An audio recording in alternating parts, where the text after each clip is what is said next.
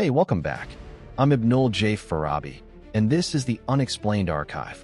You know, living in New York, you get used to a certain kind of cold. It's a sharp, urban chill that bites at your ears as you rush between skyscrapers.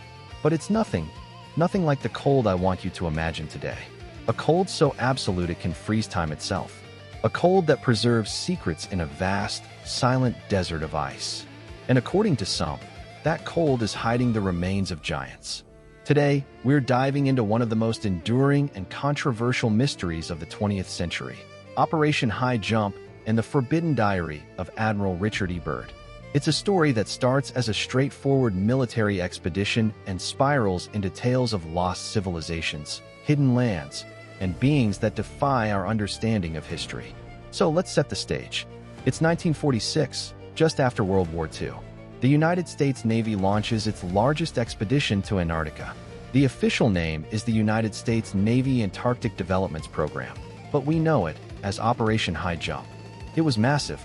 13 ships, including an aircraft carrier, over 20 aircraft, and around 4,700 men, all under the command of the legendary polar explorer, Rear Admiral Richard E. Byrd. The official story? It was a training mission, a chance to test military equipment in extreme conditions, and to establish a research base. But the scale was disproportionate. It was an invasion force heading to the most desolate place on Earth. And it ended abruptly. Scheduled for 6 to 8 months, the core of the operation was called back after just 8 weeks. The official line cited worsening weather, but rumors began almost immediately. Rumors of heavy losses. Rumors that they'd encountered something they weren't prepared for. This is where the story takes its first strange turn. Admiral Byrd gave an interview to a Chilean newspaper, El Mercurio, in 1947, and his words were startling. He warned that America must adopt defensive measures against enemy fighters that could fly from pole to pole with incredible speed. He spoke of a land of eternal mystery, of a new, vast territory that would be the center of the world. But the most explosive piece of this puzzle is what's said to have come from Byrd himself, a secret diary. Now, the existence of this diary is hotly contested. It's not in any official archive. But the text that circulates among researchers and conspiracy theorists is utterly mind-bending. In this alleged diary, Byrd describes an event during a solo flight over the Antarctic ice. He writes of flying beyond the pole, into a region not on any map. A region free of ice, with mountains, lakes, and even a lush, green valley warmed by some internal heat source. He describes being intercepted by strange, disc-shaped aircraft. These craft, he writes, guided him to a landing where he was met by beings of great beauty and stature. They communicated with him telepathically. They expressed grave concern over humanity's development of nuclear weapons. They spoke of their home, which they called the inner world, a civilization living inside the Earth, with access points at the poles. They warned him that humanity was on a path of self-destruction. Byrd, according to the diary, was returned to his plane and told to deliver this message to the surface world. Now, if that was where the story ended, it would be incredible enough. But it connects to an even older, more visceral legend, the legend of the frozen giants. For centuries, there have been tales from explorers and indigenous peoples of finding gigantic humanoid figures, perfectly preserved in the ice of the far north and south. These aren't just tall people. They're described as beings of immense size and often advanced, almost alien-like features. The theory posits that Antarctica isn't just a hollow Earth entry point, but a graveyard or a museum for these ancient beings. That Admiral Byrd's expedition didn't just encounter friendly inner-Earth beings, but that they also found evidence, perhaps even remains, of these giants.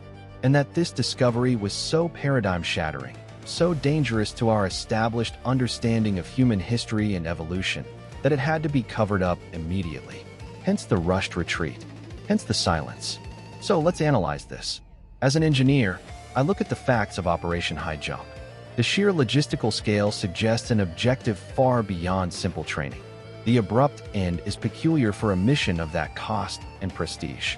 Admiral Byrd's El Mercurio interview is a matter of public record, and his warnings are undeniably strange. The secret diary, however, is the weak link. Its provenance is murky. It could be an elaborate hoax, a piece of fiction woven around the tantalizing gaps in the official record. But here's what fascinates me: the power of a story to fill a vacuum.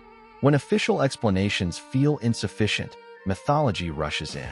And the mythology here, of ancient giants, advanced inner civilizations, and a world beyond the ice, is incredibly potent.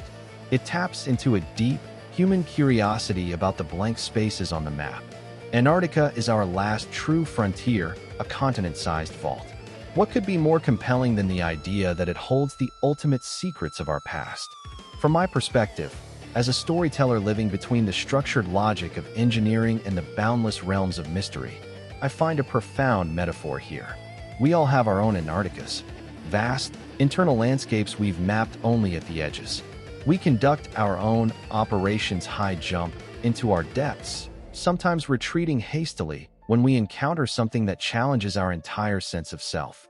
The story of Byrd and the Giants isn't just about geography. It's about the human fear and fascination with what lies beyond the known.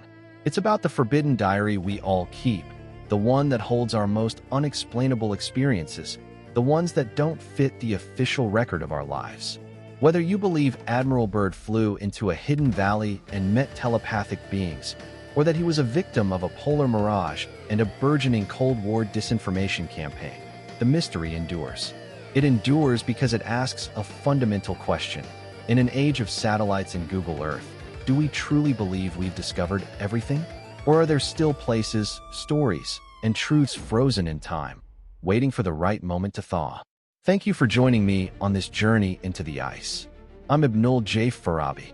If this story resonated with you, if it made you look at a map a little differently, please share this episode with someone.